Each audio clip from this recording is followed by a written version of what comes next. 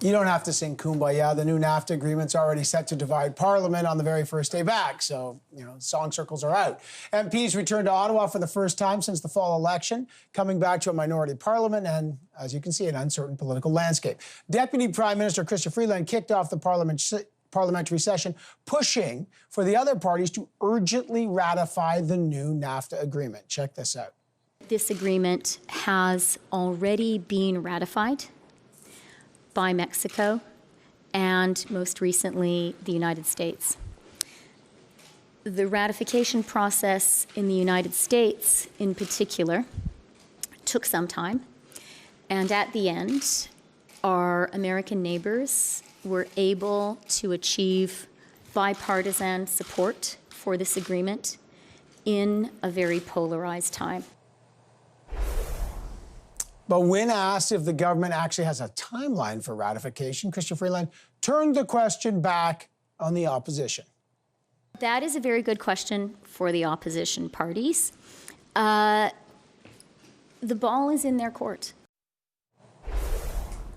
So will the opposition answer the Deputy Prime Minister's call and swiftly ratify NAFTA 2.0, or will the trade deal get stuck in legislative limbo? Let's ask MPs. Kevin Lamoureux is the Parliamentary Secretary to the Government House Leader. Peter Julien is the NDP House Leader. They're in the foyer of the West Block. And Tom Kmiec is the caucus chair for the Conservative Party. He has made the trek right here into studio with me. Gents, good to see all of you. Mr. Kmiec, I'll start with you real quick. Obviously, I haven't seen all the details, but it seems to me the Conservatives are inclined to pass this thing, which gives it a sail through. Are there any concerns you have? Well, first of all, we haven't seen the details of this deal. We're the party of free trade, but I want to see what's actually in the agreement. What did we agree to? What are the fine print details? We've seen in the past legislation this government has proposed that has had, those fine kind of details in a very small size font. They're trying to trick us into accepting things that we're not ready to. So we're going to have a fulsome debate. We're going to look at all the provisions of this agreement, and we'll give it the time of day that it deserves. But is the Conservative Party actually prepared to say no to the new NAFTA, a deal that is supported by unions, by business, and by Conservative premiers? I like free trade agreements. I just want to see the details. They haven't kept us up to date. They're trying to fling this through Parliament in 48 hours. Parliament is not a rubber stamp. We're not going to rubber stamp anything. If they want us to say yes, give us the details, present the briefings, let our caucus make a decision. Peter Julien, what concerns do the NDP have? Well, first off, we want to make sure that we're examining the legislation. We got today tabled in the House of Commons a 100-page motion, Ways and Means motion around the trade agreement. We know that the scrutiny that took place in the United States Congress, particularly because of the Democrats pushing hard, resulted in a better agreement for regular people. And so we need to see the same kind of process in Canada, hearing from witnesses, making sure we're aware of the consequences, implications of the deal, what kinds of other policies should be put into place to compensate the supply managed sector, the aluminum sector, folks that have raised concerns about certain aspects of this deal. So the idea of just fast tracking, I'm glad the Conservatives are finally backing off. When they were in power, they would fast track very bad deals that led to job losses in Canada. The Liberals seem to want to do the same thing. We are going to carefully examine and make sure that it's in the best interests of Canada. Okay, Mr. Lamoureux, they're saying all sides are saying your government has not given them the details to examine it, that you're trying to get them to rubber stamp it because you need it done, and I get that. Why not actually let them examine all the details and have a process?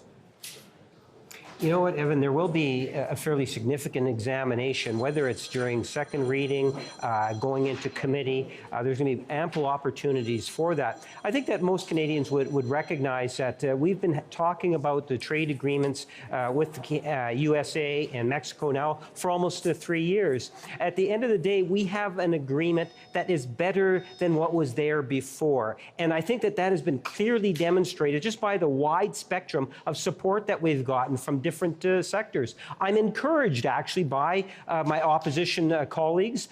Canadians were very clear. They want to see us working together. We're prepared to do that. With this legislation, we recognize the importance for jobs. This is absolutely critically important for jobs in all regions of our country. And we want to hear what the opposition, the New Democrats, Conservatives have to say. Anxious to see it ultimately get to committee. But you've talked to Mexico and you've talked to the United States, but I'll go back to Tom Kmiec. Have they talked to elected officials here in Canada about what they've actually agreed to in enough detail? Well, you just heard, they just tabled the motion today. So now we get to hear the actual details of what is it that we have agreed to. And if they expect for us to rush this through Parliament, that's not what they're going to get. Parliament's not here to rush things the government thinks is a good idea. Well, we're here to look at it. Kevin Lamoureux, how fast do you want the opposition to get through hundreds of pages? Well, I think that what they want to, and it's not necessarily hundreds of pages, it's a document that was provided today. The whole dialogue on debate on the trade agreements has been taking place for months, if not years now. And now we're getting into the details. And, we want to provide, time and allow for, the Conservative Party has been pointed out by Tom. They are a party of trade. We have seen cooperation amongst Liberals and Conservatives in the past. Even the Bloc and the NDP are open to this particular trade agreement. Look at the consortium of people, a wide spectrum of people from all stripes that are coming forward saying this is a good deal. Evan, details matter. 100 pages Julien. was tabled today. Yeah, so details matter. We got a 100-page Ways and Means motion today. The government hasn't been forthcoming in all of the secret aspects of the deal. Fortunately, in the U.S. Congress, the Democrats stood up and made it a better deal. But I think the idea that we still have these secret trade agreements in the past, which is what majority governments, both Conservative and Liberals, have done, has been detrimental to the Canadian economy. And in fact, the trade has impacted, some of these trade deals have impacted things like public policy and public services. So what we believe needs to happen is Canadians need to be heard from, and we need to have work hard to make sure that we understand the full implications of the deal. That's very important, not just a parliamentary rubber stamp. That hasn't worked in the past, and it's not going to work now.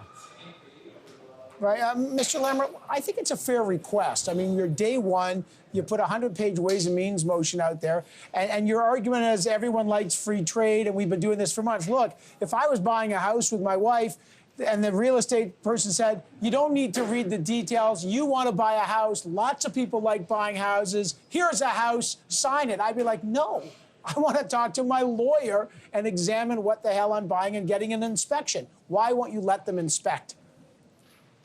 Well, and we're not saying that they cannot inspect. The details will be gotten over, in committee, in second reading, in third reading. There's ample opportunities to have that sort of detailed inspection.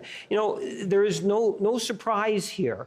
For weeks now, the Prime Minister, the Deputy Prime Ministers, and others, we've been talking about how important it is that we start this year off with the discussions and the debates on a free trade agreement between Mexico and Canada and the United States. As I say, this is a debate that's been ongoing for a long time. Now we're getting into the details. So, you use the analogy of a house. If you're going to be going into Tyndall Park community to purchase a house, and this is where you're shopping around, and then you identify a specific home, you go into it, yes, and you'll take some time, you'll make sure that it's a good home to move into.